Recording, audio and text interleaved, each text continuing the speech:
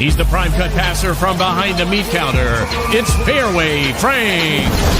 And introducing a 6'3" center who's a cut above the rest. Say hello to Audie Crooks. Welcome back to the Cyclone Fanatic pregame show. I'm your host, Leah Nelson. Chelsea Poppens will be joining me in the Wild Rose Casino studios in just a little bit to talk all things Iowa State UConn women's basketball. But before we get started, let's thank a few of our sponsors. Our friends over at Channel Seed, they're our title sponsor for both the men's and women's shows. They are huge fans of Iowa State and the Cyclone Fanatic podcast network, so we're super excited to have them on board. And our friends over at Fairway, guys, again, good quality meats over at Fairway. Make sure you grab anything you need from Fairway for holiday meals, just a weekend dinner. They have it all. So thanks again to our friends over at Channel Seed and Fairway. All right, Chelsea, come on in.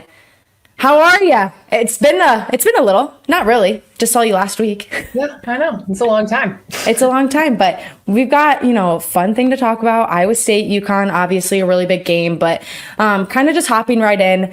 What are the benefits to having such a hard, tough schedule right off the rip in the beginning of the season? I mean, talk about a hard schedule in South Carolina, Iowa, UConn.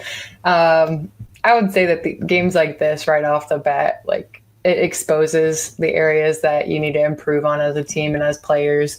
But it also gives like these girls an opportunity to either grow quickly, or they've been kind of still trying to figure it out, what works, what doesn't work.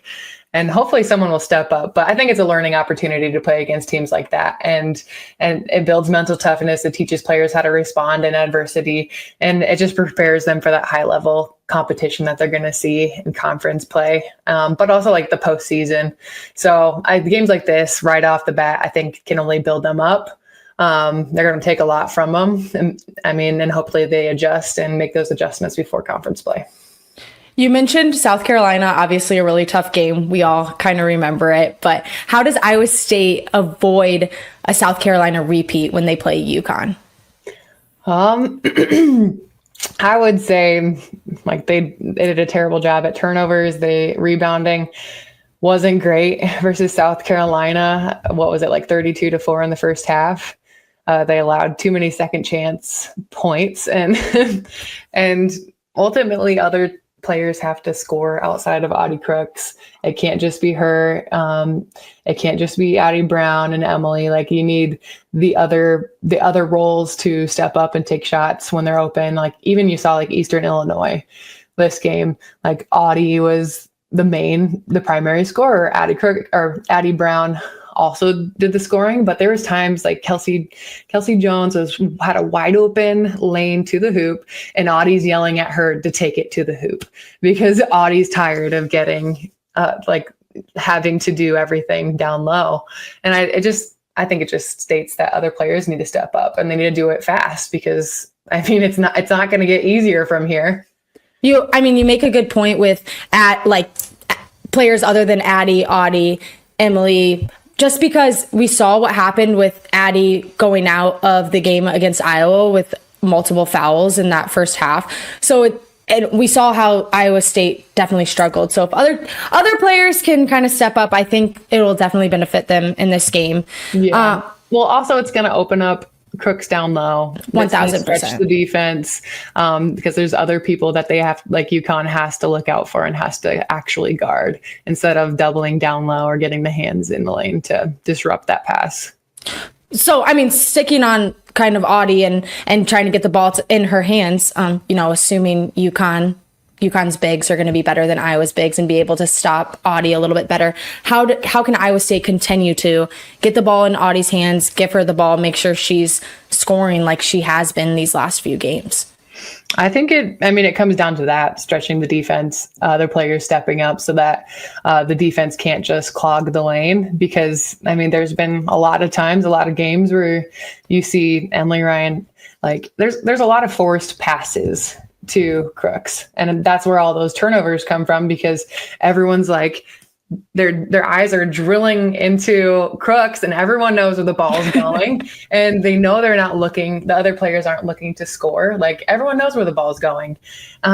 So they have to have the confidence to do something different, because it can't turn out like South Carolina's game in that first half, because that's embarrassing, and they know it.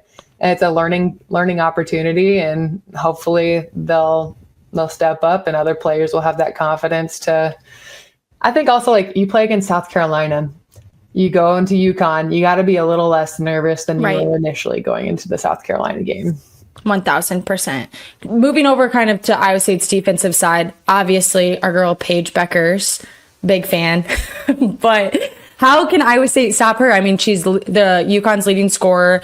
Everyone knows who she is. She's, a big name around the basketball world. So what can Iowa State do? I think they're definitely going to have to follow the scouting report that the coaches put together, which has kind of been a struggle for them. Defensively, they haven't been locked in for 40 minutes. They maybe lock in for 10. And then you see it fall apart. So, like, guarding players like Paige, you have to stay focused. You have to be there on every shot. You have to disrupt her. You have to force her to take mid-range jump shots instead of the shots that she really wants. You got to make it tough, and it can't be easy. And I mean, she's a great player. She's going to get shots that she wants. She just knows how to create her shot and hunt for her shot and not allow the defense to disrupt her game. And so Iowa State's got to do a good job of just applying that pressure and doing the things that the coaches are going to be like. I mean, it's a quick turnaround from Sunday, but just doing the things that the coaches are telling them that they need to do in order to succeed. 1000%. So obviously, Iowa State was knocked out of the top 25 this past week. Tough. Stab in the heart. Is that motivation for this game, or as a player, are they not even paying attention to that? I mean, I don't think they're focused on the rankings right now as a team. Like, knowing Coach, I think they're just going to be motivated to figure things out, and being knocked out of the top 25 will put a chip on their shoulder, but I don't think it's going to change much. Like, they're still going to be focused on playing the basketball and playing the game that they know how to do, growing as a team and getting better each game, and working on those areas that they've learned, like, after playing these tough teams, that they need to work on. So I think they're just going to go in and try to be better than they have been. We kind of talked about this against South Carolina, but do these big name teams, the ones that are always in the media, everyone knows about them, they have these like star players that everyone talks about, does that kind of add pressure to the game, or does it make you nervous as a player, or are they just another team? I feel like there's like two types of players. You either are a player who sees it as an opportunity on a national stage to prove what you're capable of against the best, or you're so intimidated that you don't play to the level of players around you. And so, like, you're in one or the other. Like, like, who are you going to be? The way I see it is, like, there's no point in worrying about it, because they're great players, and the only thing you can do is outwork them. So if you have a good work ethic and you're doing you're playing defense, you're getting rebounds, you're doing all the effort type of plays, like, everything else will come. Like, you might not make every shot because I think they average like 13 blocks a game. Like, they're gonna block you. They're gonna play good defense. Like, that's just who they are. That's their legacy. And so, I don't know. I think you just have to find that grit, and you have to go into it being the player that you know you're capable of being. And there's nothing to lose at all. Like, no, like, we want to see Iowa State win, but no one expects them to win. No. So that's even more fire. I'm pumped. I'm excited. But also they're like, oh, it's on a neutral site, and it's like 30 minutes from there. Yeah. Like, whatever. Everyone will travel. That stuff is so annoying. Sort of advantage. Not a neutral site. Liars. But I think it'll be good. I think, like you said earlier, they had that South Carolina game out of the way. Like, those nerves of, like, those big, top 5 teams are kind of out of the way. I think they're coming off of a decent win, so it should be good. People should be encouraged. And again, a tough season at the beginning is just going to help them come March. Mm-hmm. It'll really benefit. UConn did lose to Notre Dame. That was okay. So this is a great point that you bring up. So it's a little nerve-wracking because last time Iowa State played South Carolina, they had just lost before. Yeah. And now Iowa State is playing. We're not the game right after it, which is good because they just beat Georgetown 79-44. So that's what I'm feeling like they got it out of their system. Their like redemption game.